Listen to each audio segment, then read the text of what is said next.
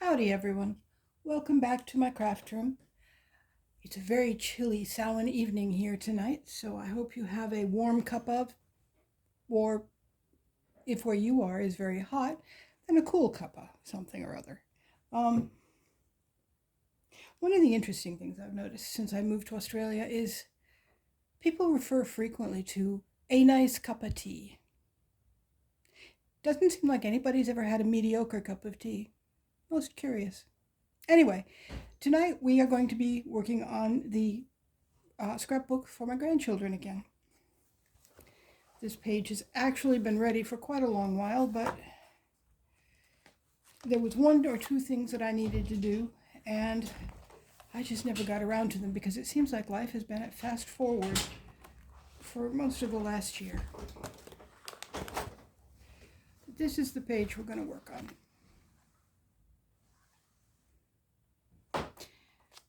Just noticed this looks really blank.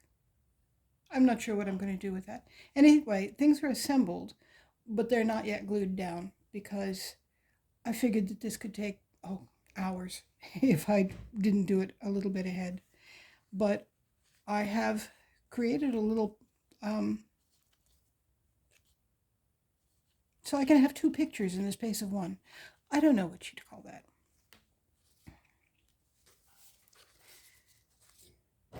And I did it again here. I put a pretty frame around the picture.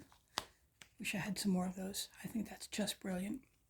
And then my husband has written his biography for his father, and he will be writing one for his mother. So, let's get started.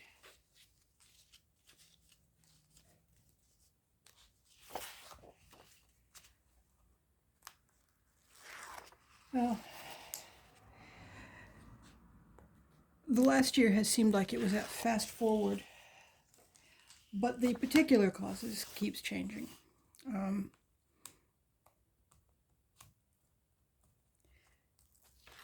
One of the things right now is that Rodney my husband, is having twice a week physiotherapy classes, and that is overall an excellent thing.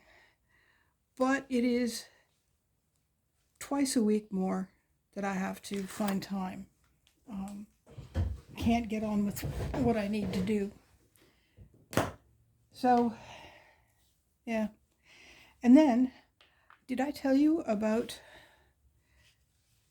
my sister-in-law's birthday? My oldest sister-in-law was diagnosed a couple of years ago with cancer, and she beat it for the first round.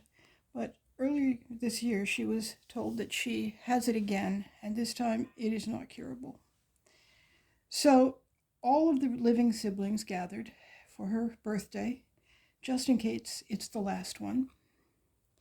And after the party, one of the brothers was simply too ill to make the drive back to Adelaide, which is about 8 hours by car from here, I think. Maybe 5. I don't know. It's quite a drive. And he'd made it over fine, and nobody realized that he was sick, but then he was too sick to drive back, which was... I don't think any of us understood it to be the crisis that it turned out to be. Not at first. But in the end, he was diagnosed with cancer as well. It had metastasized. Is that how you say it? I've mostly read the words. I'm not sure. And he ended up in the hospital. Oh, I forgot to do this part. And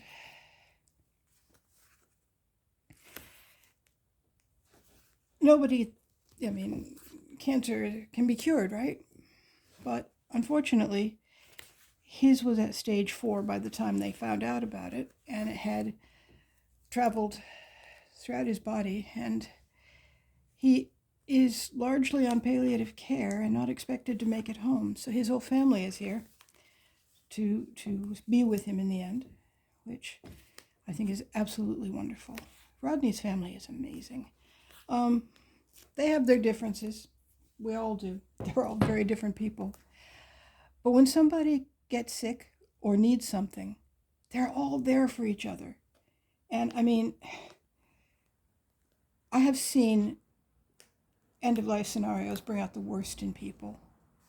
But the battles that Rodney's family is having are very minor and have mostly to do with who gets to visit first. But everybody's in agreement that his daughter, his son, and his granddaughter get dibs. There's just no question. And when we were in the United States together, Rodney's uncle died. And I knew that was sad. I'm now understanding just how sad that he couldn't be here because his family sits vigil while somebody is very ill and sits vigil while somebody is dying. And he hadn't been able to do that for Uncle Jim. Wow. The things that man gave up for me, it's astonishing. Anyway, this page is Rodney's parents, both of whom are gone now.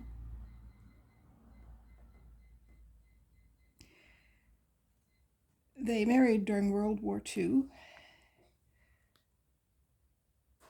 His father worked for Ford Motor Company in a, I don't remember what it's called, but if your job was super necessary to the military effort, you didn't have to go fight. So he didn't ever have to go fight. And so, in 1944, while the rest of the world was struggling with World War II, John and Vanka were falling in love. It's pretty wonderful. And I never got to know John. He died right after Rod got out of high school.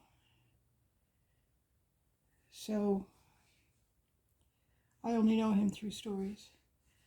But it seems from the stories that John mostly seems to have lived to make the world better than he found it.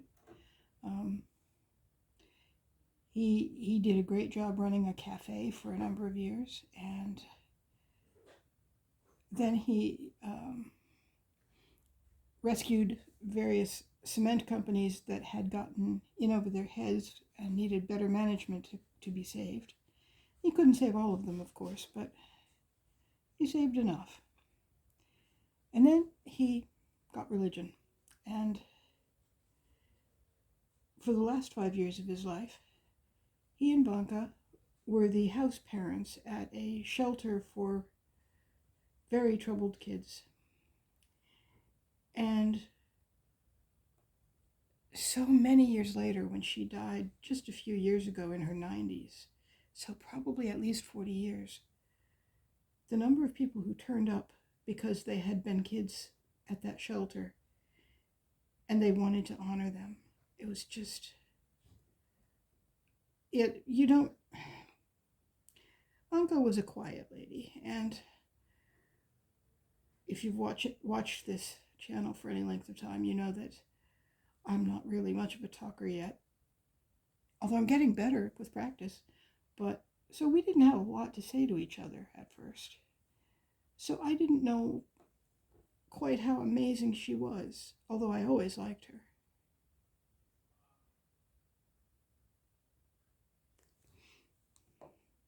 Oh dear, I've been working off screen. I'm sorry. But this one was fiddly and delicate, and hope I can get it in. Didn't think that one through, did you?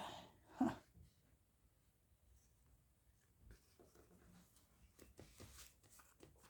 There, got it in. Anyway, so they got married in 1944, and by 1961, they had 9 children, which I consider pretty amazing. I mean, my own mother got married in 1958, and by 1965, she had 6 children, so yeah, it's not that it's outside my experience, but My mother had us all in 5 years. And I believe that Vanka and John were still having children when their older kids were teenagers, I think. Which I did too, I suppose. It's not that strange, but it's just cool. It's just cool that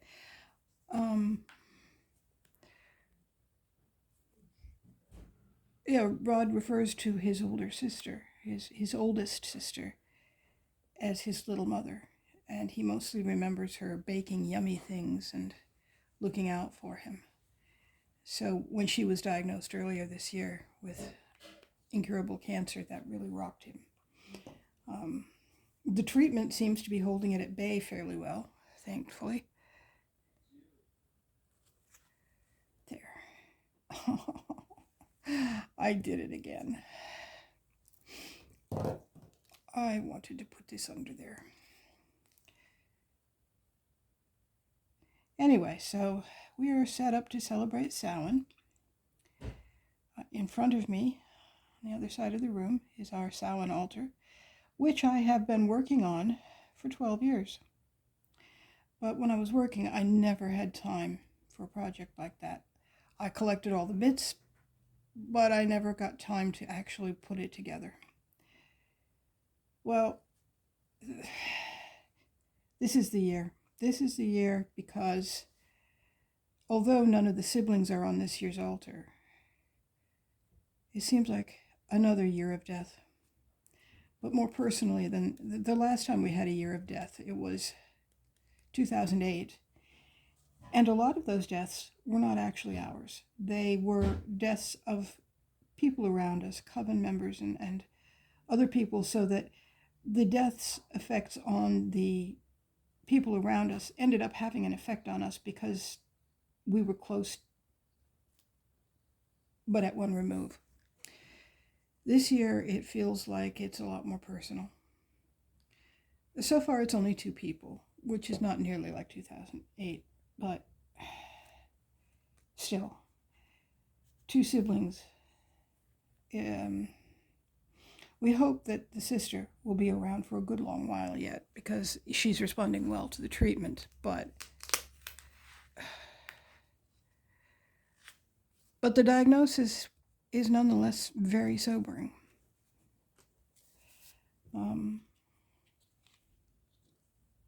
Let's see.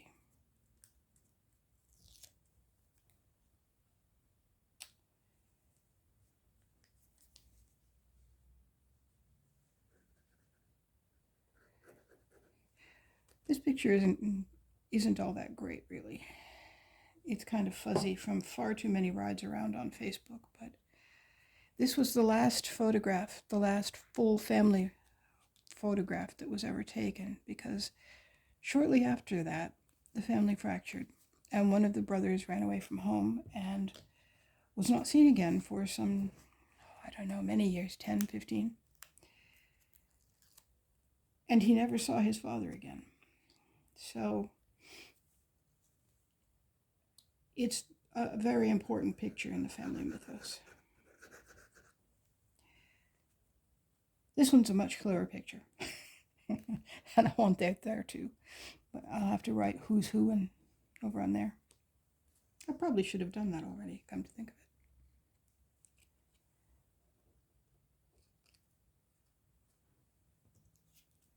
it. Maybe that'll be better. Normally I would put it up here, but that's kind of crowded anyway.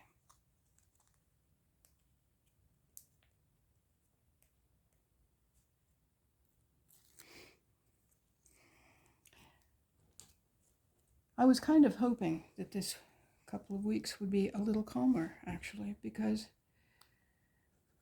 I'm not sure how much I talked about it. I know those of you I'm in correspondence with know a lot about it. But the 4th member of our family resigned and moved out. And since she was very, very unhappy for, maybe the last 6 months, I was hoping it would be a lot quieter now.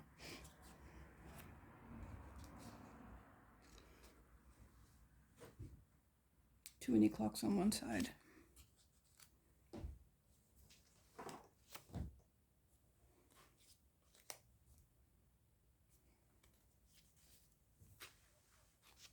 think I'm going to leave this clock off. I don't think it needs it. And this is one of the reasons I don't usually use tape. I'm really good at making a mess of it.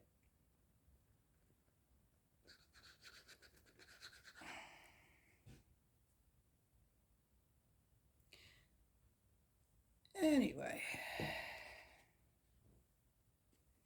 there we go. Rodney's parents.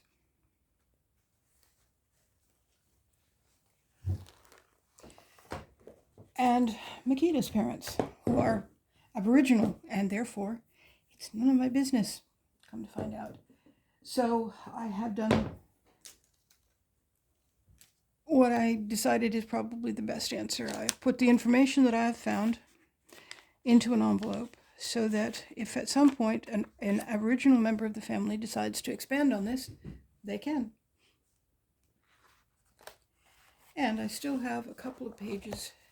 Actually, I have a lot of pages, but I've got a couple of pages that are in progress.